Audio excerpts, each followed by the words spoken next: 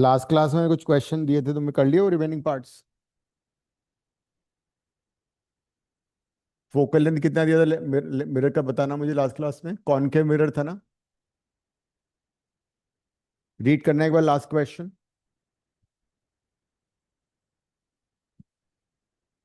पिछली क्लास का question repeat करो Ananya. Yes, sir. So height of the image 6 centimeter. Height of Placed in object six front of centimetre height and focal length कितना था? placed placed in front of a concave mirror. Or focal length -100 centimeter. Right. तो पहले वाले case में object distance कितना दिया था मैंने? U is equals to 300. तो u -300 हो जाएगा। ये हमने सॉल्व कर लिया था। सेकंड पार्ट में मैंने दिया हुआ u -200। Yes, sir. Third part में कितना दिया था? -150। 150 or 50.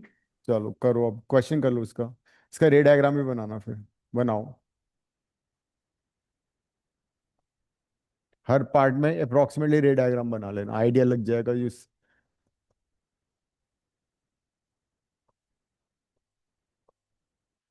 फर्स्ट पार्ट हमने ऑलरेडी कर लिया था, सेकंड पार्ट से करो। ये हम कर चुके हैं। जो वैल्यू दी होती है उसको तुम according to sign convention substitute करोगे। जो फाइंड करना है उस वो अपने आप साइन कन्वेंशन के साथ आ जाएगा, ठीक है?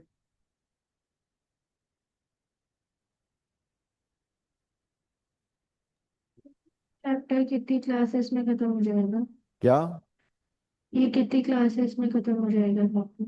ये 5 क्लासेस में।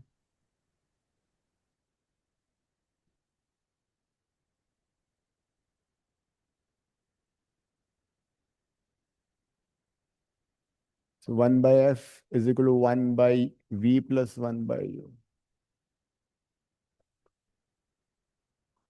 इसका वेटेज काफी है ना रे ऑप्टिक्स का।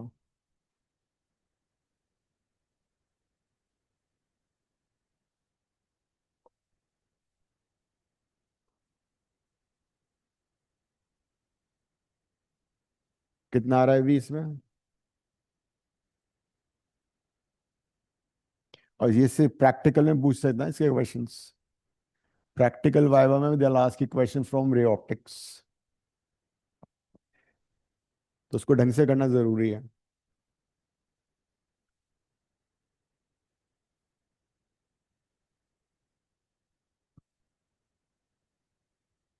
So this would be -1/200।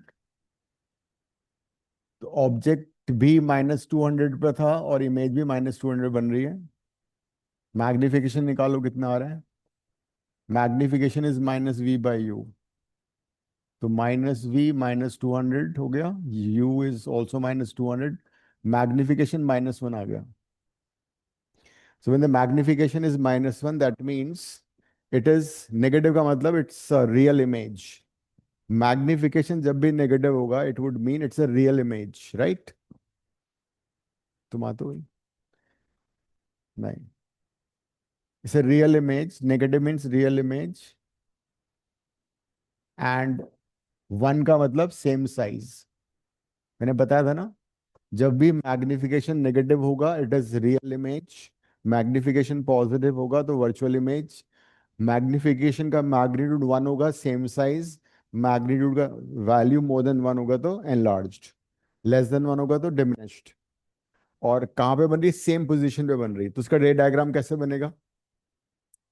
इसका रे डायग्राम ऐसे बनेगा, जब भी ऑब्जेक्ट को तुम प्लेस करते हो सेंटर ऑफ कर्वेचर पे, whenever object is placed at center of curvature, image is formed at the center of curvature only. If you remember, this was the diagram. Same size, inverted, real.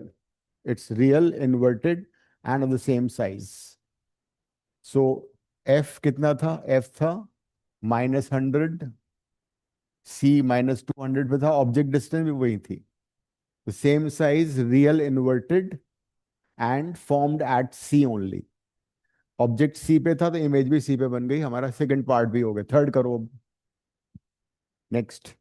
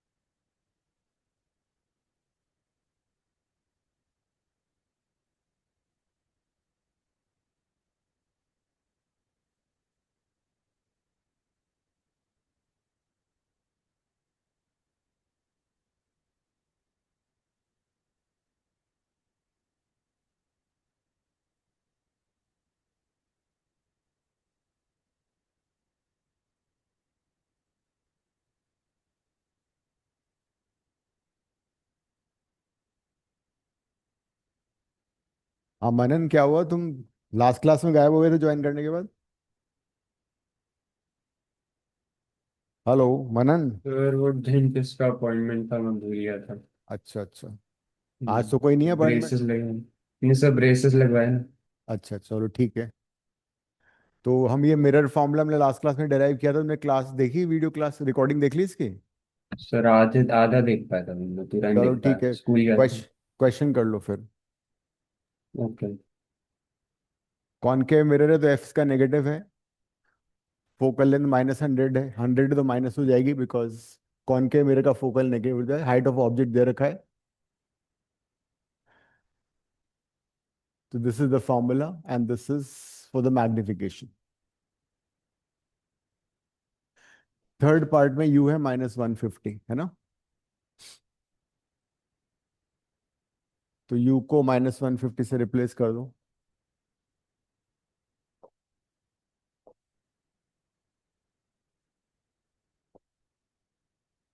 And then solve करो, पूरा ही कर लो उसको तो। हो गया third. हम्म, करना board पे। Height of image भी निकालना, मैग्निफिकेशन भी निकालना, नेचर ऑफ इमेज भी लिखना। और पार्टनर का है तुम्हारी आज?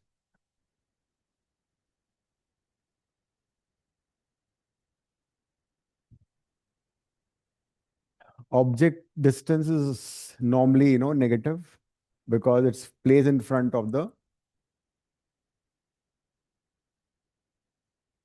mirror or the lens. हाँ, -150।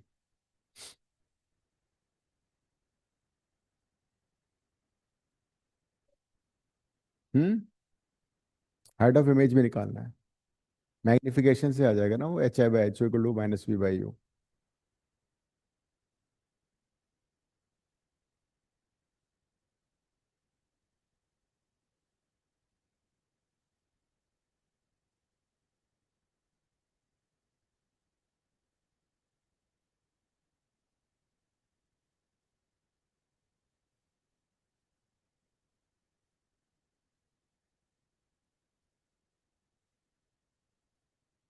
हम्म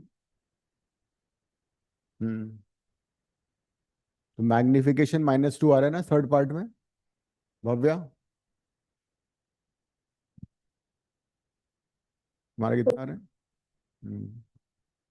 Because image is 2 times the size of object, it's negative, so it's real image। Negative का तो इन्वर्टेड भी होगा। एंड हाइट ऑफ इमेज भी निकाल सकते हैं उस वाले फॉर्मूले से, HI/HO equal to M।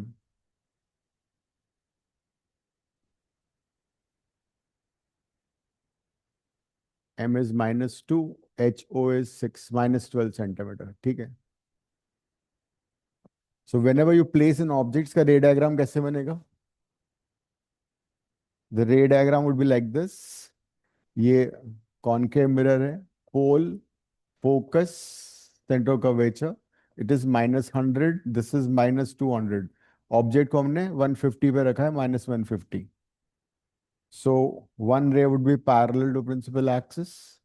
After reflection it will go through focus, एक दूसरी यहां से जाएगी तो यहाँ पे जाके कहीं पे इमेज बनेगा। Image is formed eight -300, so this is -300।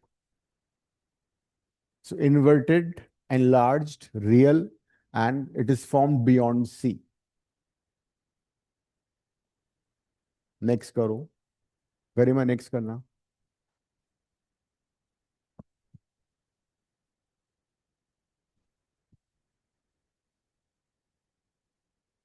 और क्या?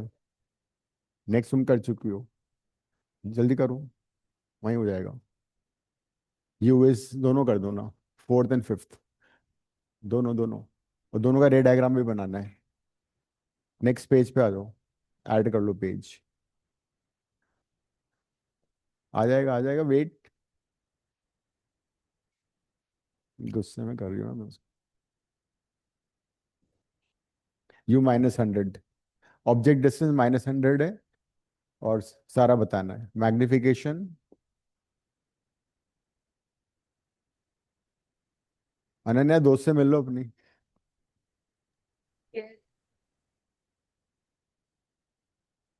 u is -100, हाँ. Infinity by 100 would be infinity only.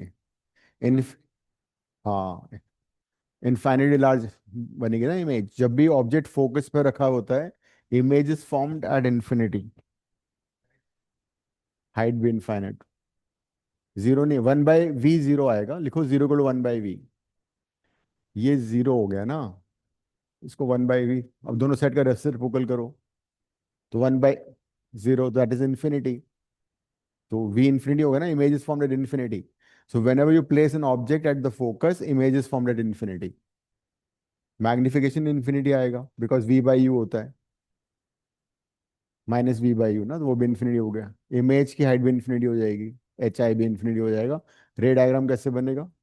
बनाओ, बना लो, बना लो. फोकस पे जब ऑब्जेक्ट, लाओ दो. ये कौन के मेरा इतना ज्यादा वो मत बनाओ, फ्लैट सा बनाओ ऑलमोस्ट. फोकस की डिस्टेंस पोल से इक्वल है ना, ये -100 पे था फोकस. ये सेम डिस्टेंस -200 था. ऑब्जेक्ट यहाँ रखा. Ray after reflection will pass through focus. Another you can take through centre of curvature. दोनों पैरेलल मिलेंगी. They will meet at infinity. So image is formed at infinity, infinitely large, inverted real. ये हो गया.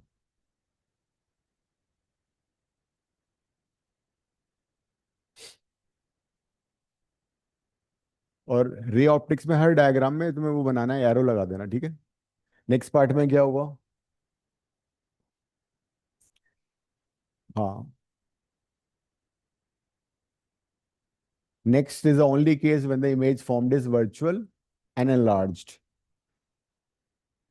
The next case, f again -100. v कितना दे रहा है? अच्छा, v निकालना है. u कितना है? -50. तो फॉर्मूला वही रहेगा, 1/f -1/100 = 1/v. ये हो जाएगा -1/50. सो 1/50 -1/100 = 1/v. सॉल्व करो, देखो कितना आ रहा है. तो ये +100 आ रहा होगा ना. इसका मतलब image is form behind the mirror. इस बार मैग्निफिकेशन पॉजिटिव आएगा.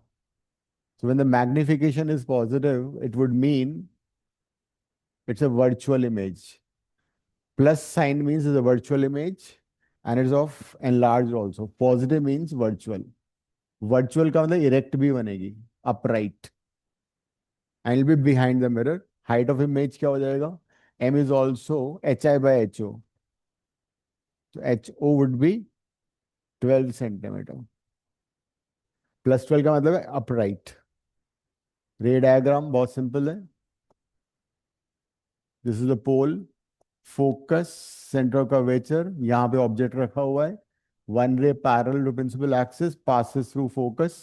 Another will pass through center of curvature after reflection. These two rays will never meet. They will diverge. So you'll produce them backward. Viva में they might ask you also to draw a ray diagram. Suppose object is placed between F and P, draw a ray diagram. इस type के question भी पूछ सकते हैं. Virtual image है. Virtual image को हमेशा मिरर के अंदर देखा जाता है. You can't take it on screen because rays are not actually meeting over there. ठीक है, ये सारे हमारे पार्ट्स हो गए. नेक्स्ट क्वेश्चन लिखो. A concave mirror, a concave mirror forms an image.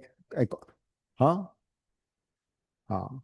A concave mirror forms an image of an object which is three times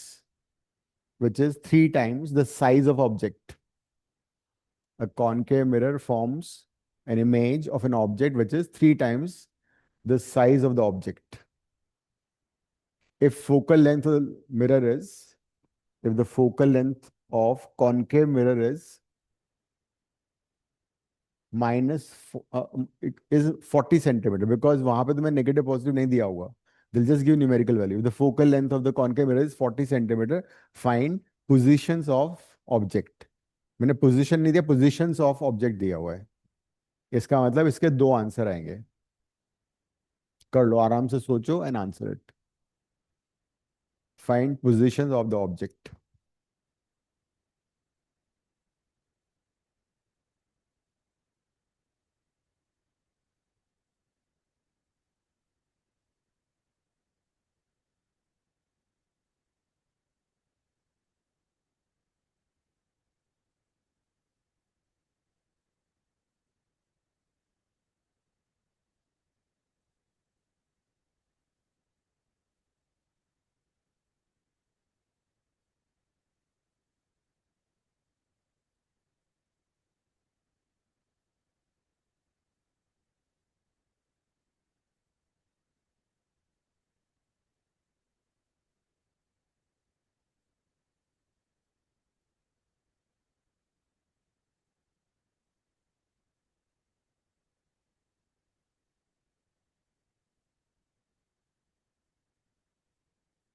size of image is 3 times, इसका मतलब मैग्निफिकेशन क्या होगा?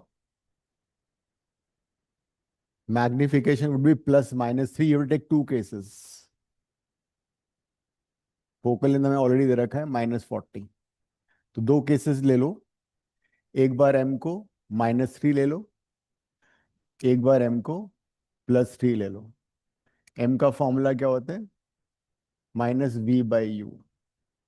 तो यहां से तुम्हारा आ जाएगा 3u = v, और फिर मिरर फॉर्मूले में डाल दो। दो केसेस कंसिडर करेंगे, एक बार m को -3, एक बार m को +3। Magnification is -v/u,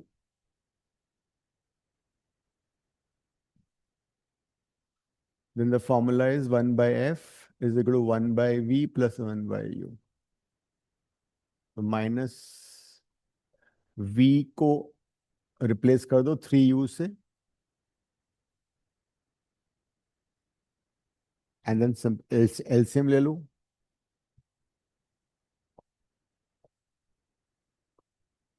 3u LCM हो गया,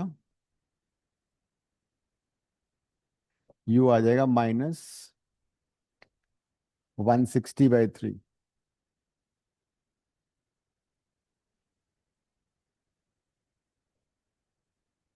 तुमने m को +3 किया हुआ ना।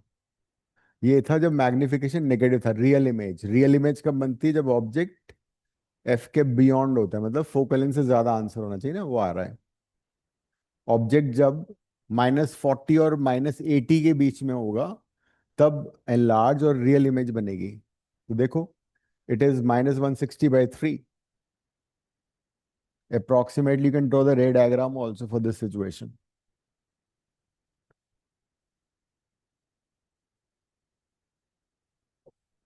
इस वाले में क्या हो रहा है? फोकस हमारा है -40 पे, C इज एट -80, ऑब्जेक्ट रखा है 160/3, कितना हुआ? 50 पॉइंट समथिंग ना। तो यहाँ पे ऑब्जेक्ट रखा हुआ है। तो अगर ऑब्जेक्ट C और F के बीच में होता है तो इमेजेस एनलार्ज्ड एंड रियल, ये आएगा इसका रे डायग्राम। सेकेंड केस में मैग्निफिकेशन +3 है तो वर्चुअल इमेज बन रही है। मैग्निफिकेशन -v/u होता है, तो यहाँ से v की वैल्यू आ गई -3u। v इज -3, उसमें डाल दो। सो 1/-40 = 1/-3u + 1/u। तो -1/40, 3u एलसीएम ले लिया, -1 + 3,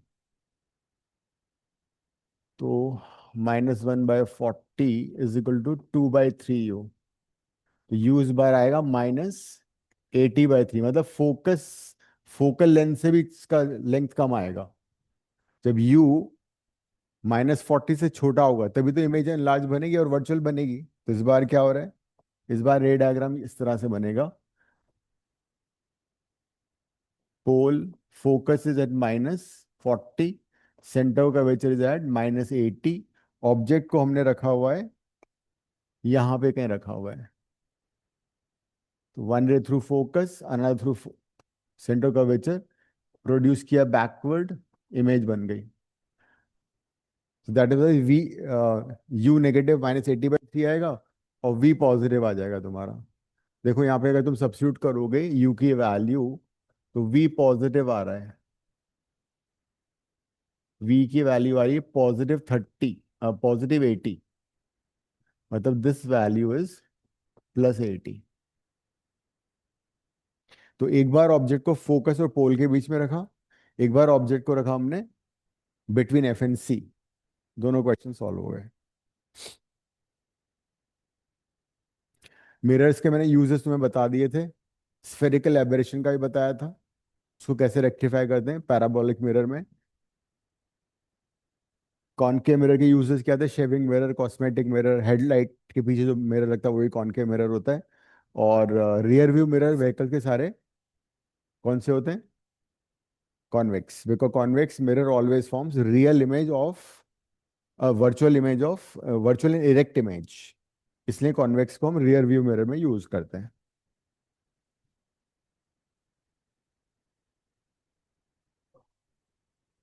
टॉर्च के पीछे जो मिरर होता है वो कॉनकेव होता है. Refraction of light. Now, when light bounces back into the same medium, there's no change in its frequency, there's no change in its wavelength, there's no change in its speed also. Whenever a ray of light bounces back into the same medium, frequency, wavelength, speed all remain the same. सिर्फ इसका phase change हो जाता है. Phase 180 degree से change होता है. They might ask you in Viva कि which quantity will not change when light is reflected from a solid medium? And the answer is which changes? Wavelength, I mean phase changes. अगर suppose incident light है y is equal to a sin omega t, तो reflection के बाद ये light का wave बन जाएगा a sin omega t plus pi. The phase would change after by an angle pi. तो रिफ्लेक्शन में सिर्फ फेज चेंज होता है. ये याद कर लेना. तो रिफ्रैक्शन ऑफ लाइट में क्या होता है? Suppose this is rare medium, optically rarer medium, and this is optically denser medium. Optically denser rarer medium का मतलब क्या होता है? ऐसा मीडियम जिसमें स्पीड ऑफ लाइट डिक्रीज हो जाती है compare to speed of light in air, तो वो डेंसर होता है, ऑप्टिकली डेंसर होता है. बट ऐसा नहीं कि ऑप्टिकली डेंसर जो है वो उसकी डेंसिटी ज्यादा होगी. जैसे ऑयल है, ऑयल की डेंसिटी तो कम है पानी से, वो पानी के ऊपर फ्लोट करता है. बट ऑप्टिकली ऑप्टिकल डेंसिटी उसकी ज्यादा होती है ऑयल की. So if a ray of light is traveling from rarer medium to denser medium, it will interact with the denser medium, and as a result, its path will change. Path क्यों change होगा? Because इसकी speed change हो गई, इसकी wavelength change हो गई. Frequency will not change. यहाँ पे इसकी frequency वही रहेगी, wavelength भी change हो जाएगी. यहाँ पे speed v1 था, frequency वही रहेगा. तो refraction of light में frequency will not change, because when light interacts with the matter of the medium, matter के जो molecules हैं, they start vibrating with the same frequency. As a result, frequency of refracted wave does not change. लेकिन light would bend toward the normal. This is the normal imaginary line जो कि इसके perpendicular है. This is angle of incidence, this is angle of refraction. This is refracted ray. This is incident ray.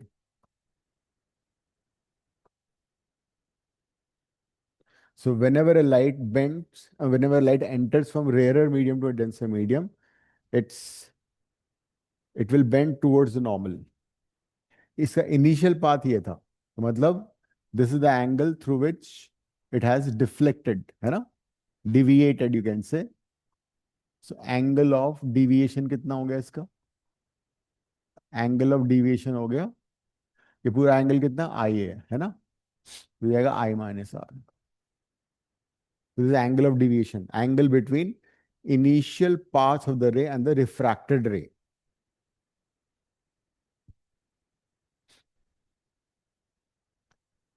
And light follows path principle of reversibility. Light follows path of principle of reversibility. तो कहने का मतलब ये हुआ कि अगर रे denser medium से चलेगी तो वो वाला पाथ फॉलो करेगी. It will be exactly the same path. Or you can say that if a ray of light is traveling from optically denser medium to rarer medium, तो क्या होगा? It will move away from the normal. ये हमने उसमें prove भी किया था wave optics में, if you remember.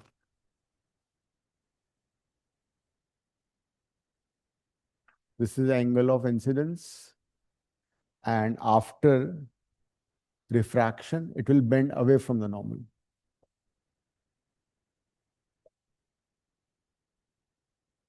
This angle is R. This angle of deviation. इस बार R बड़ा है तो it would be R minus I.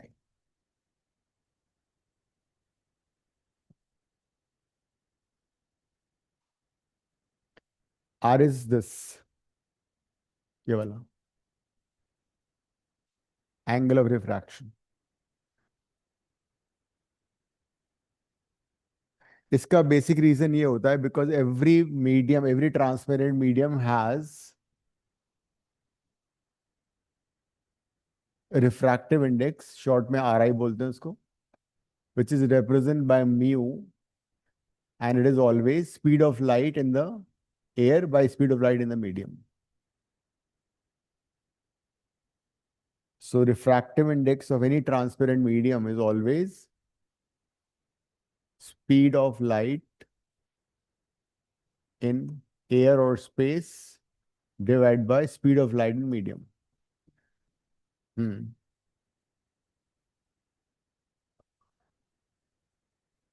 दोनों एंगुलर डिविएशन हो गए ना? कौन सा वाला? अच्छा ये वाला, ये वो है ना? हम्म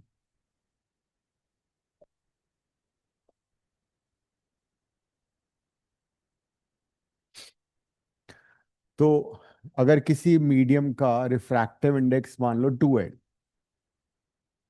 ठीक है, तो इसका मतलब क्या हुआ? If a ray of light travels from space or air to this medium, speed of light will decrease by a factor of 2. ठीक है? So refractive index of a medium का मतलब है the factor by which speed of light decreases in a medium. लिख लो, refractive index of a medium, refractive index of a medium is the factor by which speed of light decreases in a given medium.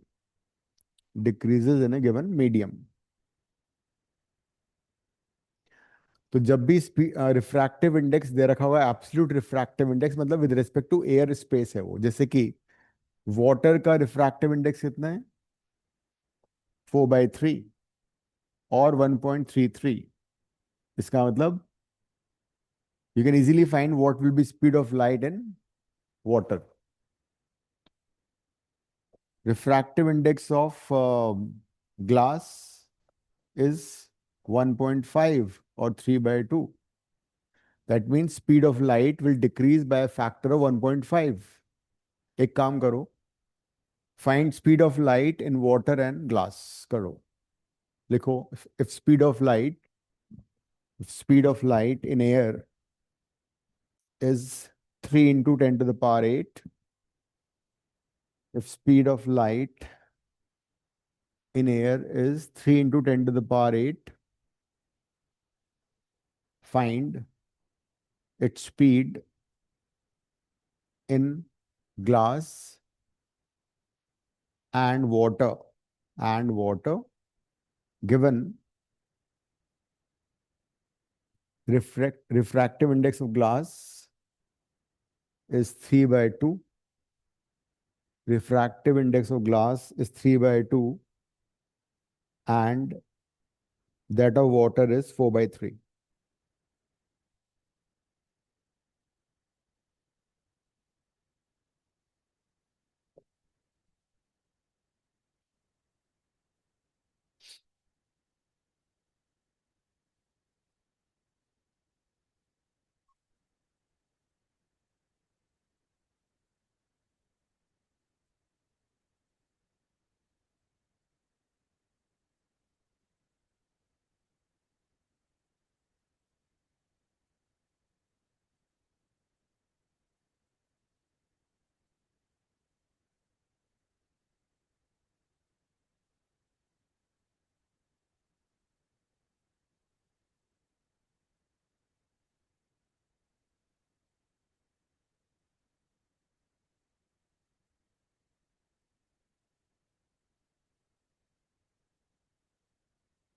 So you have this formula, you can use this and you get your answer.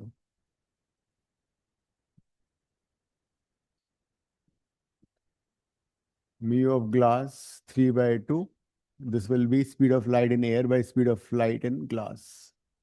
So Vg would be 3 into 10 to the power 8 divided by 3/2.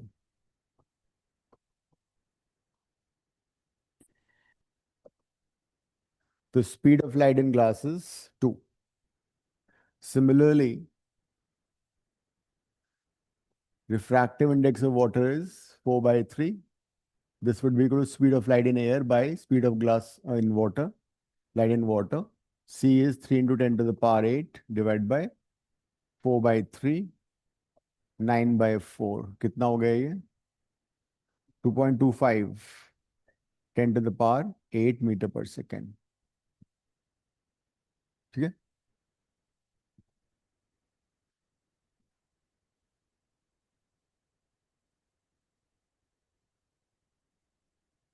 Snell's law for refraction ये हमने prove किया था in wave optics. याद आ रहा है? तो proving Snell's law और law of reflection आएगा 3 मार्क का using in wave optics, wave nature हम ऑलरेडी कर चुके हैं. तो स्नेल्स लॉ में क्या होता है कि if ray of light is travelling from one medium to another,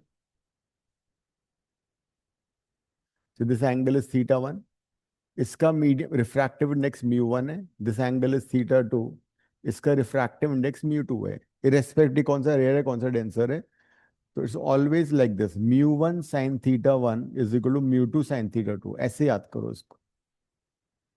मतलब the product of mu and sine of the theta is always equal. Mu जिस मीडियम का रिफ्रैक्टिव इंडेक्स है, हाँ, जिस मीडियम का रिफ्रैक्टिव इंडेक्स लोगे उसी मीडियम का एंगल लेना है. So μ1 sin theta equal to, so this is in general Snell's law. कितने ही मीडियम क्यों ना ले लो, सब में mu into sine theta constant आएगा. जिसका म्यू ज्यादा होगा उसमें थीटा छोटा हो जाएगा. जिस मीडियम का म्यू ज्यादा होगा उस मीडियम का थीटा छोटा हो जाता है. So that is in general Snell's law of refraction. तो कई बार इसको हम ऐसे भी लिख देते हैं जैसे कि this is I, this is R, this is 1, air ले लिया, दिस इज म्यू. तो इसको यूज करके 1 into sine I is equal to mu into sine R. तो that is sine I by sine R. Best way is mu sine theta equal to constant. या फिर जिस medium का refractive index है उसी मीडियम का मैं थीटा लेना है.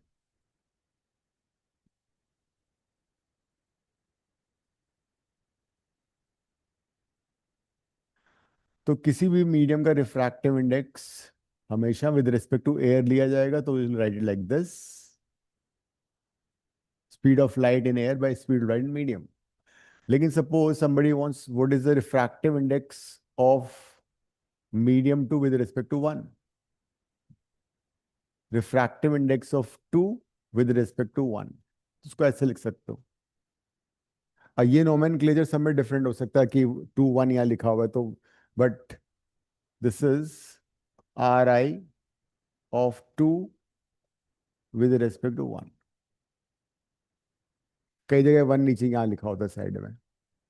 तो अब μ2 क्या होगा इस फॉर्मूले से? μ2 होगा स्पीड ऑफ लाइट इन μ2 तो सेम होगा. This is speed of light in medium 2. ये वाला फॉर्मूला यहाँ यूज करो. μ1 क्या होगा? Speed of light in air by v1. तो c से c कट जाएगा तो क्या आएगा? v1 बाय v2 आ जाएगा. तो जरा देखो, μ2 bye μ1 is v1 bye v2, उल्टा हो जाता है. दूसरी बात, v1 क्या होगा? f lambda 1. v2 क्या होगा? f lambda 2. देखो फ्रीक्वेंसी कभी चेंज नहीं होती. whenever a light is traveling from one transparent medium to another transparent medium, frequency will remain unchanged. उसका मैंने रीजन बताया था, बिकॉज लाइट पार्टिकल्स, मैटर जो पार्टिकल्स हैं वो लाइट वेव से इंटरैक्ट करेंगे, they'll start vibrating with the same frequency. As a result frequency of light will not change.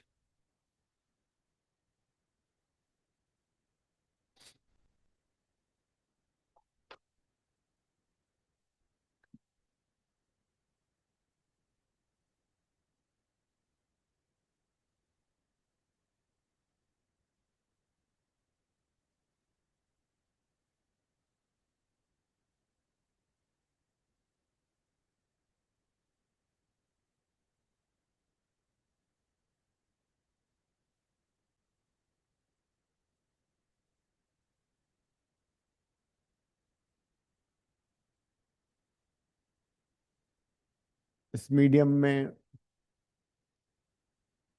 Speed of light ले लेते हैं,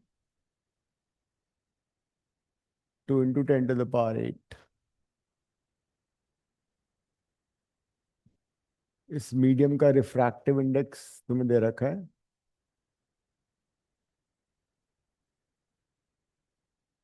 √3। इसमें स्पीड v2 है, ये नॉर्मल है। My question for you is, in the given diagram find v2, θ2, λ1, λ2, f1, f2 कर लो।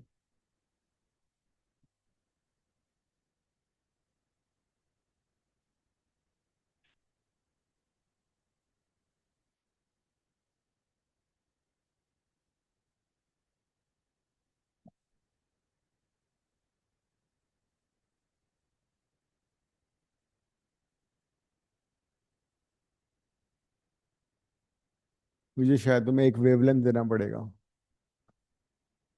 λ1 दे देता हूँ।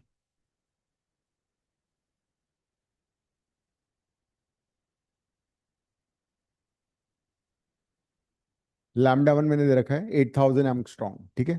Take your own time and answer.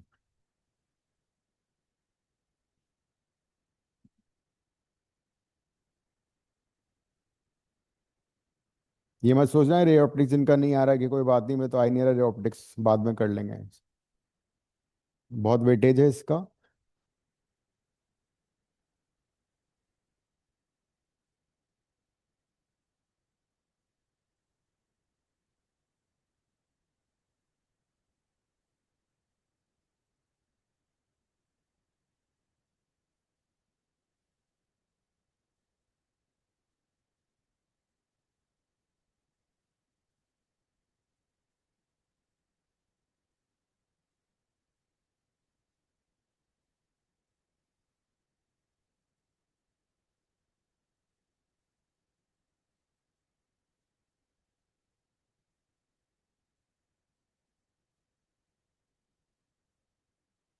Ananya test कब देना है, संडे या सैटरडे?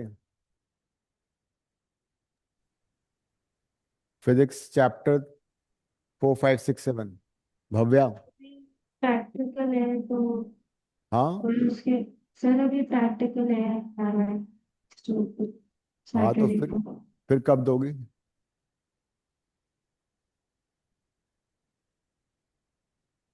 मानन तुम कब दोगे? तो वीकेंड पे। हाँ ठीक है, संडे या सैटरडे में, कल परसों में किसी एक दिन दे दो। 1.5 आवर का है, 35 मार्क्स का।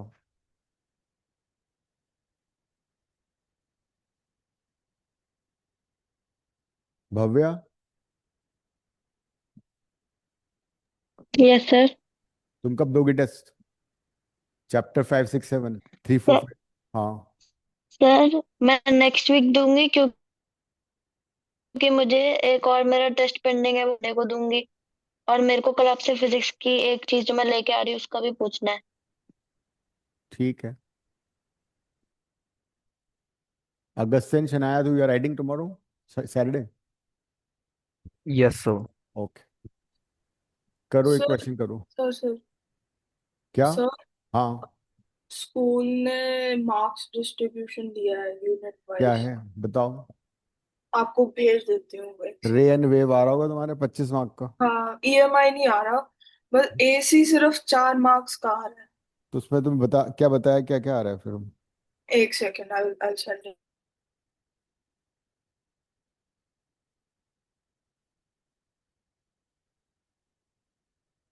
तो एसी में आ रहा है alternating voltage and current developed in a coil rotating in a magnetic field, हम्म।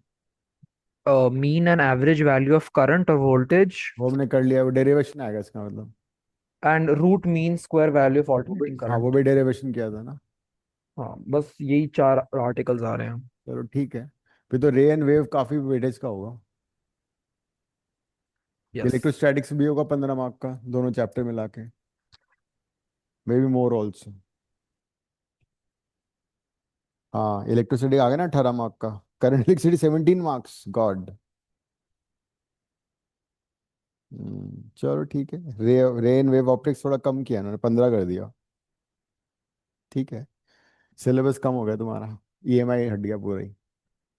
अच्छा करना है इस बार, यस सर। 60+ कर लो।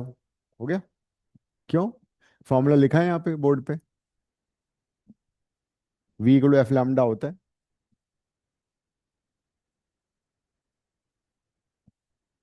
सबसे पहले तुम फ्रीक्वेंसी निकाल सकते हो, V1 = F1 λ1। V1 दिया हुआ है 2 × 10⁻⁸। फ्रीक्वेंसी निकालो, λ1 कितना है, 8000 एंगस्ट्रॉन्ग को कन्वर्ट कर लो मीटर में, तो कितना हो जाएगा, 2 × 10⁸ divided by 8 × 10⁻⁻7 = frequency. So this is 1/4, 0.25 × 10⁻15 hertz. And since F1 and F2 दोनों सेम होंगी, तो इसका आंसर आ गया, तो फ्रीक्वेंसी आ गया।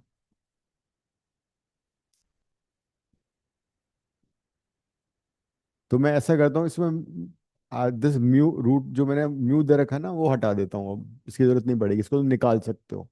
Now you can find mu two also your self. Mu two खुद से फाइंड करो अब।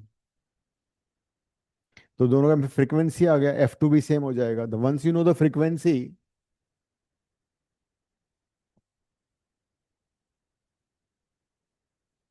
then you can find the speed of light in the second medium। नहीं, लेकिन तुम उसके लिए वो पता होना चाहिए, तो म्यू टू देना ही पड़ेगा मुझे। ठीक है,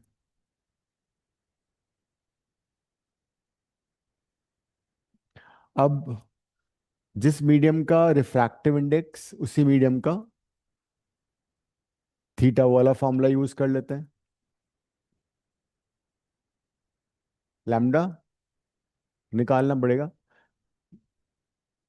जिस मीडियम का रिफ्रैक्टिव इंडेक्स उसी मीडियम का थीटा है ना, तो μ1 sin 30 = μ2 √3 sin θ2, है ना। लेकिन μ1 कैसे निकालोगे? μ1 तुम इजीली निकाल सकते हो इस फॉर्मूले से, बेसिक फॉर्मूला दे रखा है ना, C/V। तो μ1 हो जाएगा C/V। C इज 3 × 10⁸, और V कितना है, 2 × 10⁸। तो μ1 3/2 आ गया, तो μ1 is 3/2, sin 30 is 1/2, this is √3। तो sin θ2 की वैल्यू आ गई √3/4।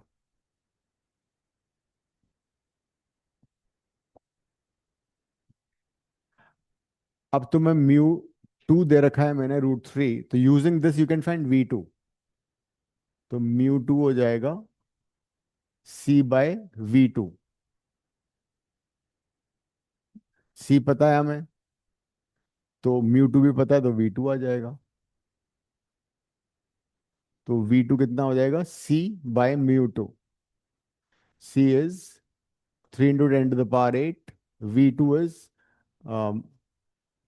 V2 तो निकालना है, μ2 हमें दे रखा है √3, तो V2 भी पता लग गया। जब V2 पता लग गया, तो V2 को F2 लैम्डा कर लो, तो λ2 आ गया, पूरा क्वेश्चन डन हो गया। V is equal to F lambda होता है ना, तो V2 is equal to F λ2। F तो सेम है, frequency will not change, so now you can use V2 is equal to F2 λ2। V2 is √3 10⁸। Frequency हमने निकाली हुई थी 0.25 10⁻15, यहाँ से λ2 आ जाएगा, पूरा क्वेश्चन सॉल्व हो गया।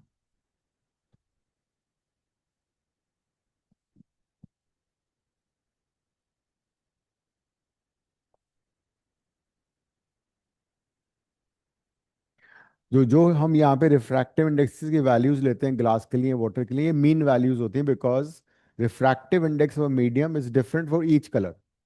हर कलर का रिफ्रैक्टिव इंडेक्स अलग अलग होगा, ठीक है। Mu is different for different colours. In fact, mu for violet is maximum, and mu for red is the least, लिख लेना, काम आएगा ये. Visible light has 7 colors and mu is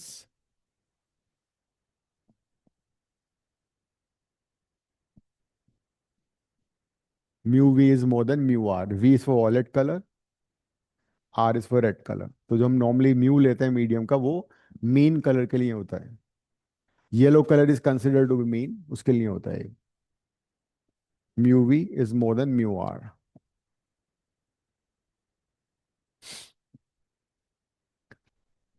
इसमें कोई डाउट है?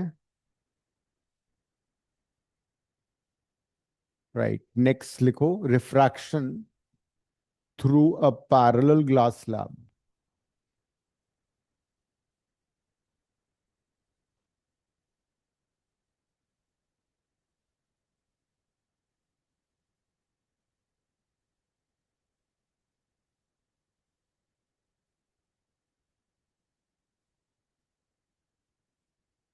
देखा जाए तो प्रिज्म भी पैरेलल ग्लास स्लैब होता है, लेकिन उसके एजेस पैरेलल नहीं होते. तो this could be for 2 or 3 marks. Refraction of light through a parallel glass slab.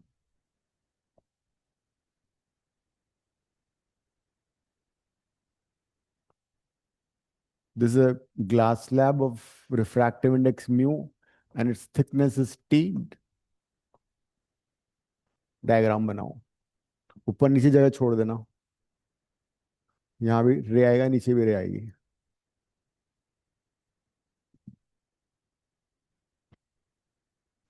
So a ray of light is incident. ये रे ऑफ लाइट ले लो, ये नॉर्मल है. This is a, this angle of incidence.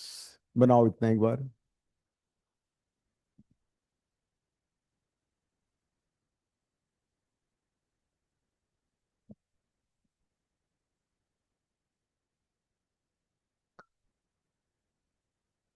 तो अगर ये glass slab नहीं होता तो दिस रे would have gone straight without any deviation. If there was no medium change, the ray would go straight. So this is the initial path of the ray.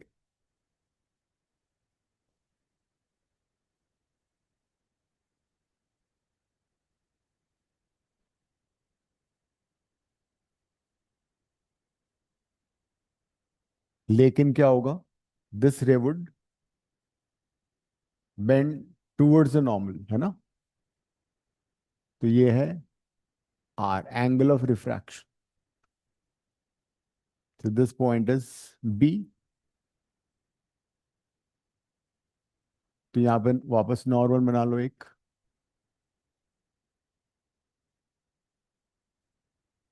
Normal N2.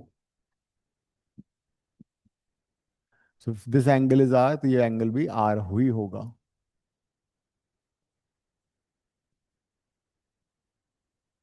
Alternate interior angle, right? उसके बाद the ray is moving from denser to rarer medium. So this is angle of emergence.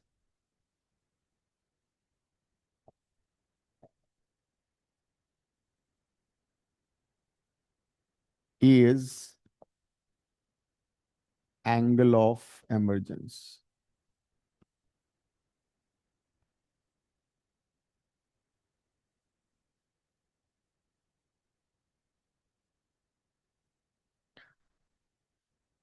तो सबसे पहले तो हम ये prove करेंगे that the initial paths of the ray and the emergent ray both are parallel. We'll show that the two are basically parallel. Then we'll find the shortest distance between the two. This is the shortest distance between the two. It's called lateral shift. उसके बाद हम D, जो lateral shift का formula है, वो derive करेंगे.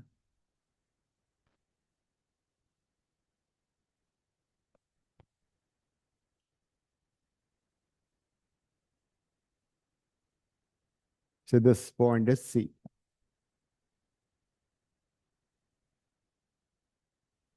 So let's apply Snell's law at point A, या refracting surface one ले लो उसको.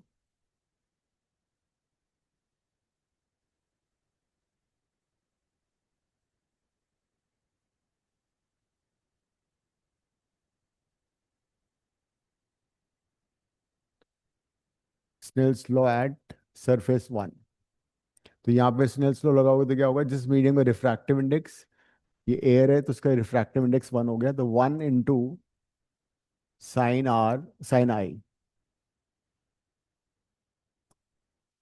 इज इक्वल टू म्यू, इसका म्यू है, और आर, म्यू साइन आर.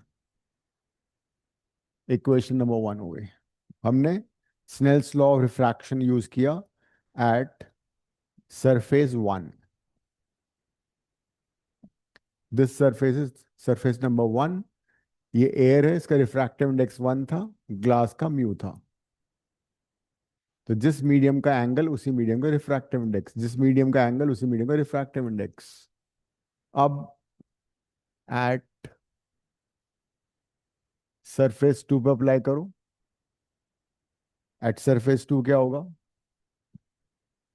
ये है E और 1 है ना, तो 1 sine E, 1 sine E is equal to mu sine R, mu sine R. Look at the equation 1 and 2. 1 and 2 का दोनों का राइट साइड सेम है, तो from 1 and 2 we can say that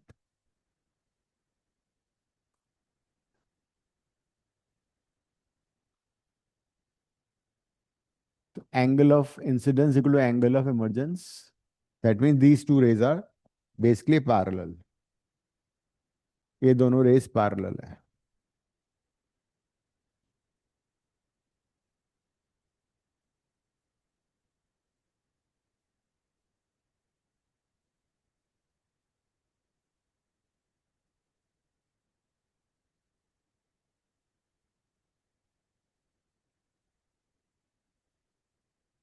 तो I इक्वल टू आ गया, तो दोनों race parallel हैं, मतलब इनिशियल पाथ ऑफ द रे एंड द एमर्जेंट रे आर पैरेलल, एंड दोनों के बीच का जो डिस्टेंस होता है वो कहलाता है लैटरल शिफ्ट. लिख लो उसकी definition. Perpendicular distance between, perpendicular distance between the initial path of the ray, perpendicular distance between initial path of the ray and emergent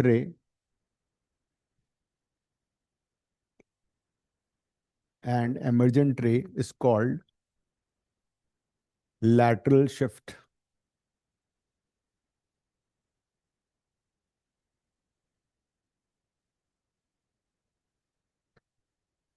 अब इसका lateral shift का फॉर्मूला डिराइव करना है हमें टी आई आर के और म्यू के term में. ठीक है, लेट्स से सबसे पहले ट्रायंगल देखो, राइट ट्रायंगल ए बी, ये वाला लेते हैं, इसको डी मार्क कर लेते हैं. सरफेस 2 था, A B D. In right triangle A B D, इसमें can you tell me what is cos R? Cos R क्या होगा इसमें? Cos R would be base by hypotenuse. R के ऑपोजिट परपेंडिकुलर है ये बी डी, बेस हो जाएगा A B, hypotenuse हो जाएगा 90 के ऑपोजिट ए डी. देखो जरा, इज इट फाइन? इस राइट ट्रायंगल में 90 का ऑपोजिट ए डी है जो कि हाइपोटेन्यूज है, तो यहां से हम ए डी निकाल लेते हैं. ए डी कितना आ रहा है, ए बी कितना है थिकनेस, बाय कॉस आर.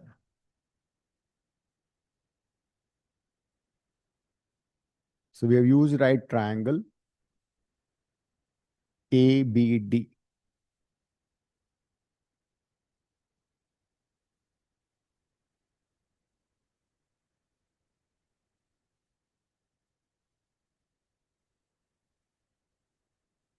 अब लुक एट द ट्रायंगल, जो कि वापस राइट ट्रायंगल है, ए सी डी। एसिड जो ट्रायंगल है उसमें ये वाला एंगल कितना है, ये वाला,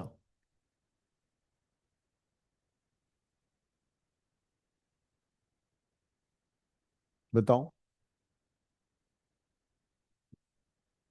ये आई है ना, ये पूरा का पूरा एंगल आई होगा, वर्टिकली ऑपोजिट। ये आर है, आई माइनस आर। तो इस ट्रायंगल में we can find sine of I minus R. Sine I minus R would be perpendicular which is C D by hypotenuse 90 के opposite A D. A D into sine I minus R equal to C D. C D is lateral shift, A D को replace कर दो, T by cos R into sine I minus R. तो ये formula है lateral shift का।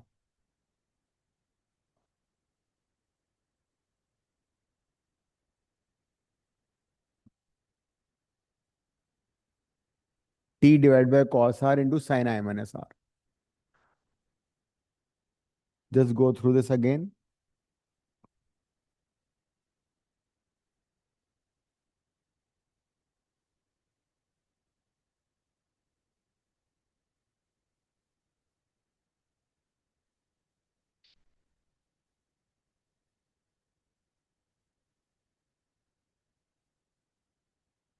आई, अगर I and are बहुत छोटे होंगे तो साइन आई माइनस आर बन जाएगा रेडियन में, cos R will become one. If angles I and R very small, sine of I minus R can be replace by I minus R, cos R will become one. तो cos zero one होता है, और उस case में आई और are radian में होने चाहिए।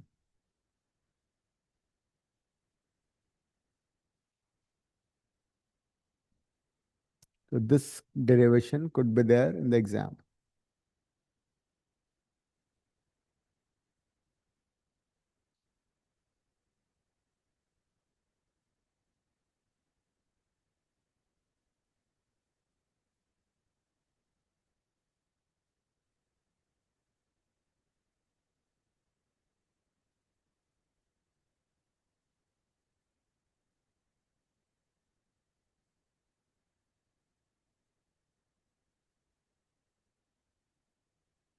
T I R, total internal reflection.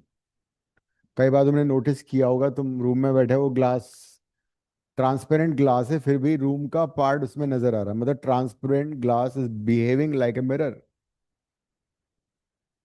Transparent glass में कई बार रिफ्लेक्शन से मिरर इमेज ही बन जाती है, because whenever light is entering on a medium, some part of the light is absorbed, some is transmitted and some is reflected.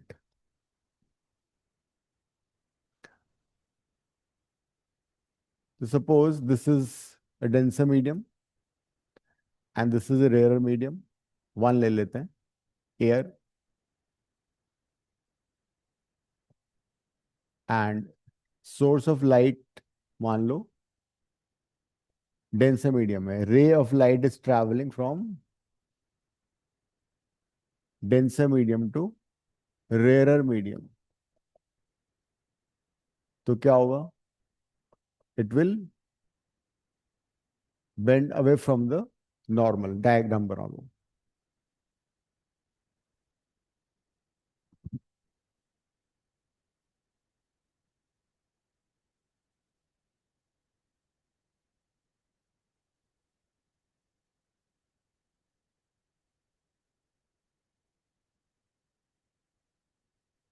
अब अगर हम एंगल ऑफ इंसिडेंस को बढ़ा दें तो क्या होगा?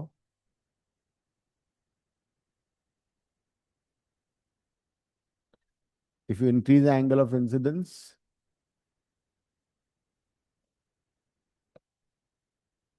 ये नॉर्मल N2 हो गया, I2 is more then I1।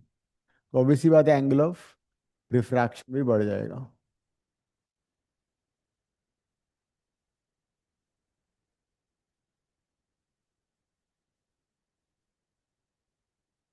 बनाओ, पूरा डायग्राम बना लो।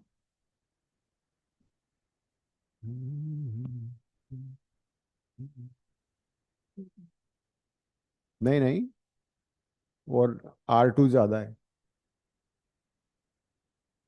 R2 R1 से। तो अगर हम इसी तरह से एंगल ऑफ इंसिडेंस को बढ़ाते जाएं तो ऐसी सिचुएशन आएगी जब ये रे ऑलमोस्ट ग्रेज करेगी, मतलब उस केस में एंगल ऑफ रिफ्रैक्शन कितना हो जाएगा, 90 डिग्री। और अगर एंगल ऑफ इंसिडेंस और भी बढ़ा दो तो इस सिचुएशन में द रे would be reflected into the same medium. अगर हम एंगल ऑफ इंसिडेंस को और बढ़ा दें तो उसी मीडियम में रे रिफ्लेक्टेड बैक हो जाएगी। This is TIR। तो अब TIR की कंडीशन कैसे डिराइव करोगे? ये जो एंगल है जिसके लिए एंगल ऑफ रिफ्रैक्शन 90 था, उसको C से रिप्रेजेंट करते हैं, C और IC, angle of critical incidence और क्रिटिकल एंगल ऑल्सो।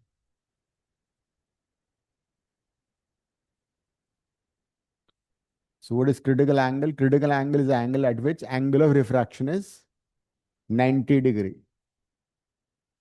और यहां पे क्या हो रहा है? Angle of incidence is more than critical angle. जब angle of incidence more than critical angle होगा तो वो सेम मीडियम में लाइट रिफ्लेक्ट हो जाएगी।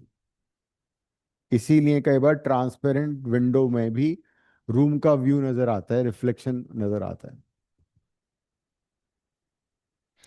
और इसका फॉर्मूला कैसे डराइव होगा? इस वाले डायग्राम से इसमें स्नेल्स लॉ लगा दो।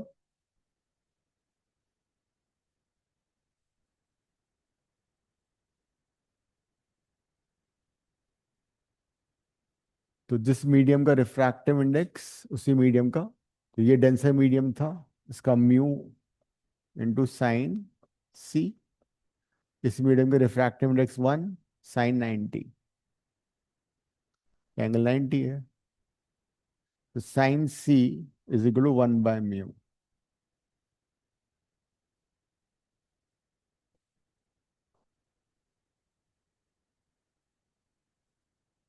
और you can remember it like this also, sin C is equal to 1/म्यू denser by mu rarer, और mu rarer by mu denser। तो ये क्रिटिकल एंगल का फॉर्मूला है। रिलेशन बिटवीन 2 या 3 मार्क का आएगा, derive a relation between critical angle and refractive index of the medium। Derive relation between critical angle and refractive index of the medium। इसको अभी याद कर लो, go through it and just remember it।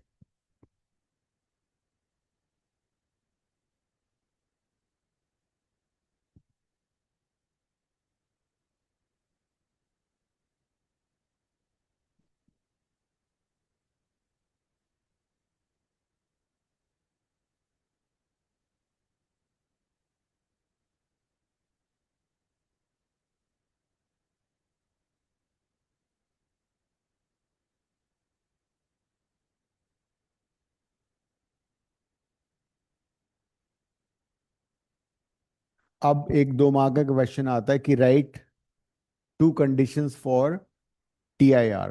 Question के form में ही लिखो, state 2 conditions for total internal reflection, bracket में TIR। State 2 conditions for total internal reflection, bracket में TIR। The first condition लिखो, number 1,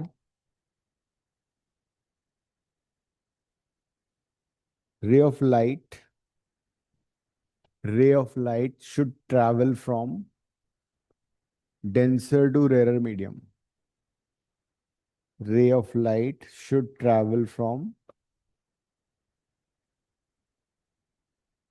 denser to rarer medium। तो ये पहली condition है, तभी TIR होगा। सेकंड लिखो, angle of incidence, angle of incidence should be greater than critical angle of incidence। Angle of incidence should be greater than critical angle।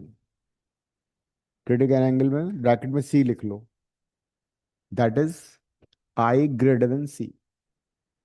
I greater than C, where sin C is equal to 1 by mu, where sin C equals to 1 by mu। तो ये दो condition है TIR की।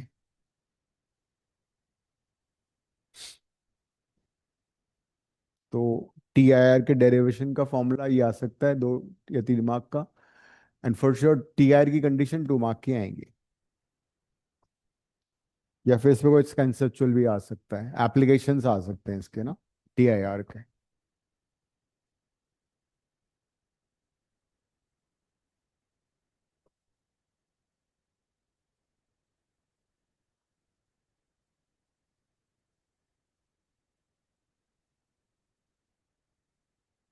Applications of TIR. The first application is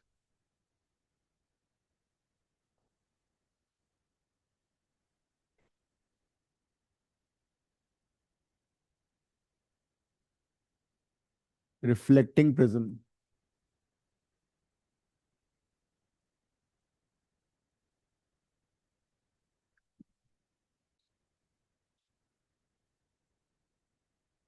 If we have a prism which is isosceles right triangle like this, so this angle is 45, this also 45, and मान लो a ray of light is incident like this, बनाओ diagram।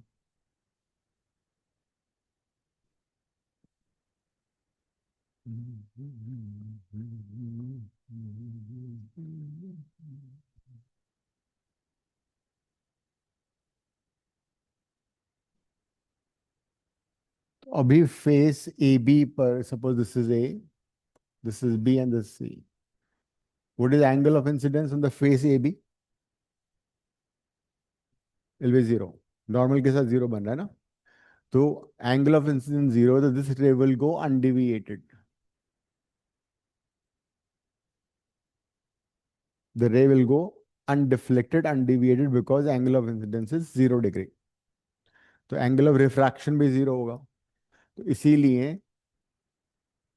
ये रे सीधी चली जाएगी। अब यहाँ पे normal बना लेते हैं, ये 90 डिग्री है, तो ये एंगल कितना हो जाएगा 45, तो ये एंगल कितना हो जाएगा 45।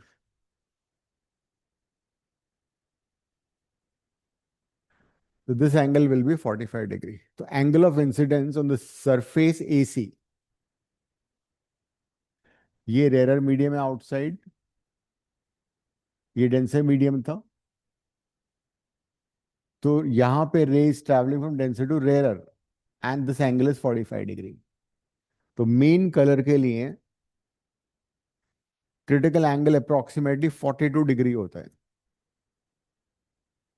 तो main colour critical angle for glass is 42 degree. अभी एंगल ऑफ इंसिडेंस कितना है 45, C है 42, I है 45, तो दिस ये होता है येलो कलर के लिए 42 होता है ग्लास का।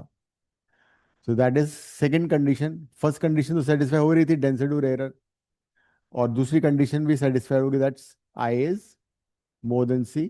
मतलब यहाँ पे इस फेस AC पर द रे वुड बी TIR'd, मतलब it will not transmit, it will be reflected back into the same medium।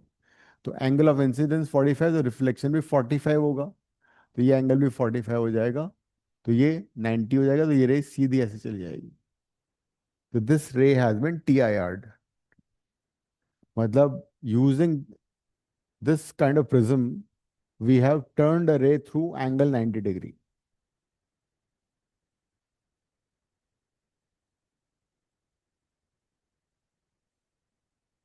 तो अगर क्वेश्चन आता है ड्रॉ ए रे diagram when a totally reflecting prism turns रे बाय 90 डिग्री, तो ये डायग्राम बनेगा.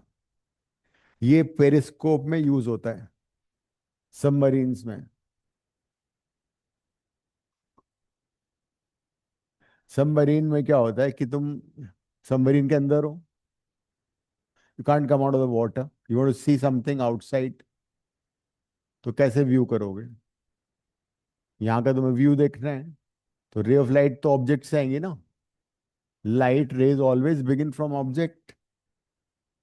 अब लाइट रेज पानी की तरह तो है नहीं, पाइप में पानी गया वो इधर आ गया, तो यहीं पे रुक जाएंगी. तो या तो यहाँ पे मिरर लगाओ 90 डिग्री पे,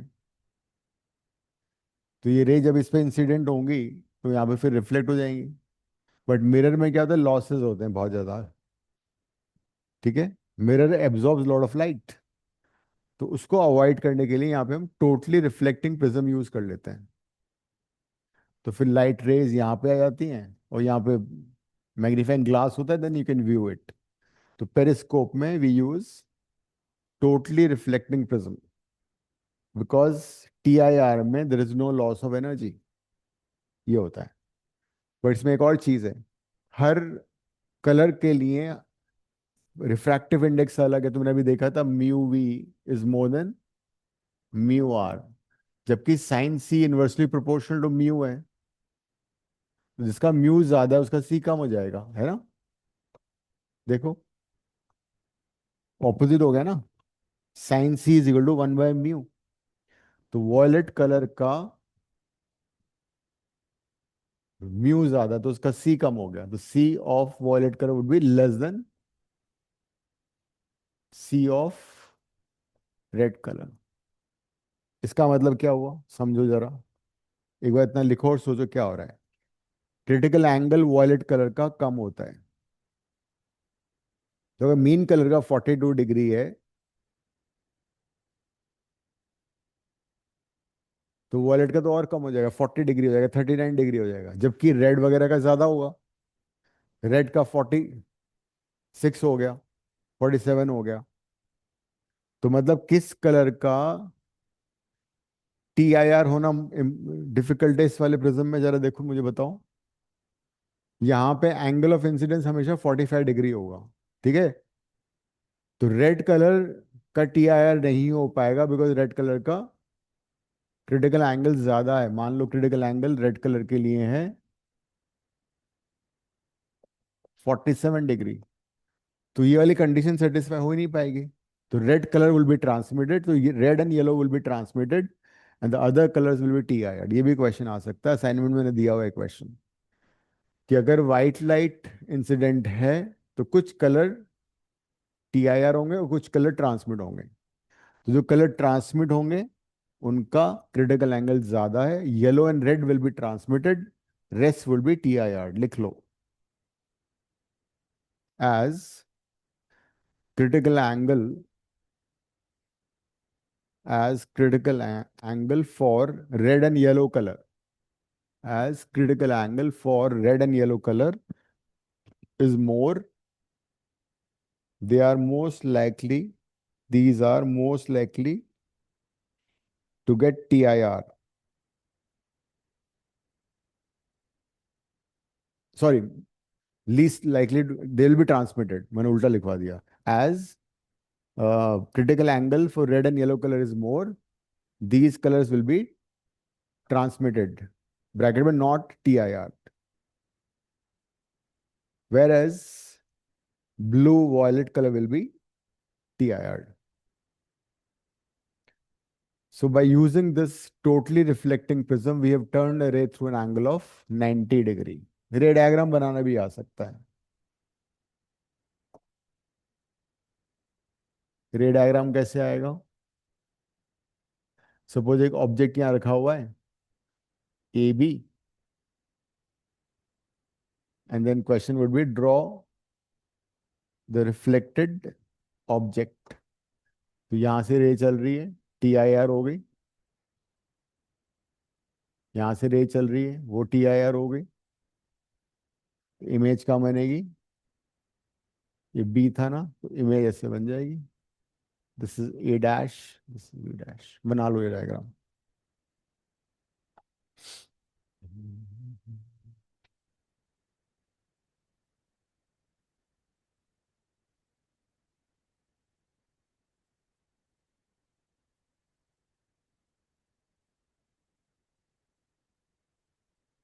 अभी शुरू हुआ है चैप्टर, अभी हमने 10% किया है।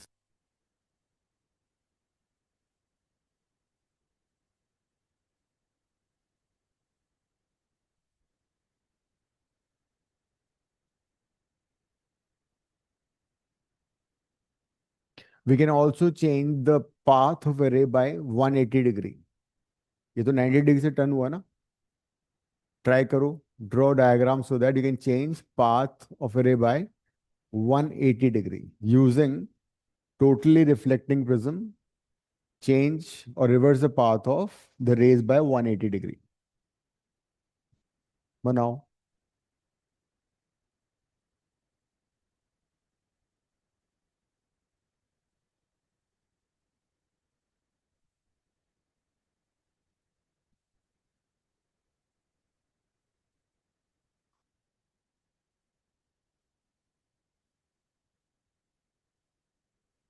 इस बार प्रिज्म को ऐसे बना लो, इंसिडेंट रे को हम हाइपोटेन्यूज पे इंसिडेंट कराएंगे। This angle is 45।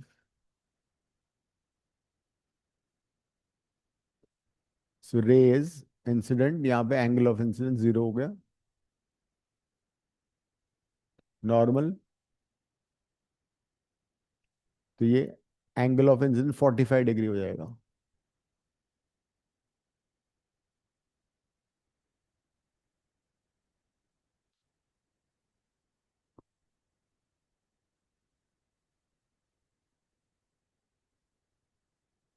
तो फेस AB पे एंगल ऑफ इंसिडेंस 45 डिग्री।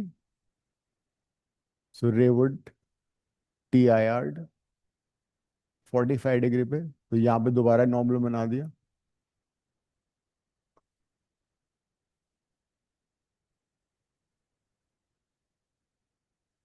फिर 45 डिग्री होगा ये वाला एंगल, फिर TIR हो जाएगी। So this time we have changed, हाँ, we have changed the path of array by 180 degree। Reverse हो गया path, the path has reversed। Object देखे भी आ सकता है, that they'll give object and ask you draw the ray diagram।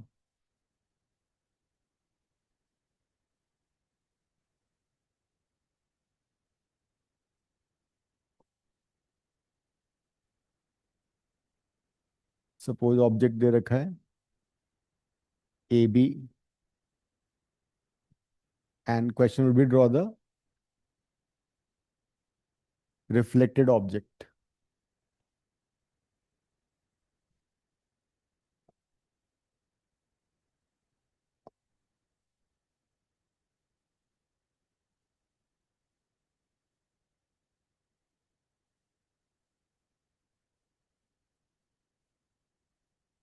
तो जब ये रिफ्लेक्ट होगा 180 से यहाँ 2 बार TIR हो रहा है इस बार।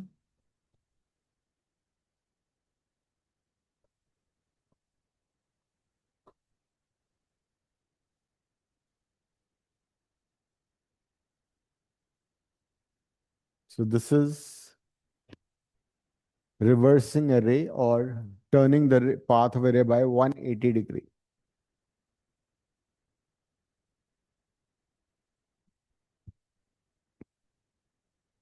These are called totally reflecting prism।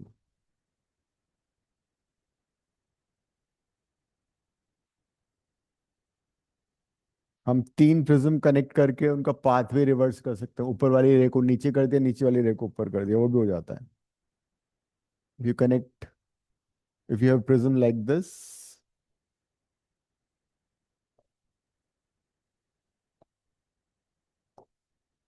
ये रे जा रही है, TIR।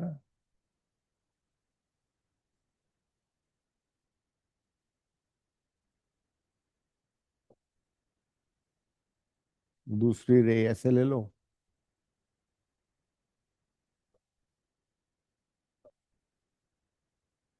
पाथ रिवर्स हो गया, नीचे वाली रे ऊपर चली गई, ऊपर वाली नीचे आ गई।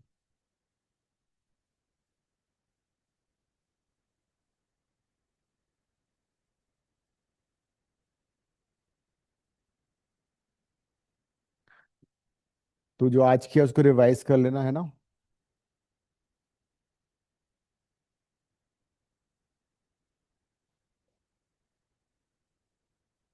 Ending the class, next class में यहीं से कंटिन्यू करेंगे। Thank you sir. Okay. Thank you sir. Thank you, sir.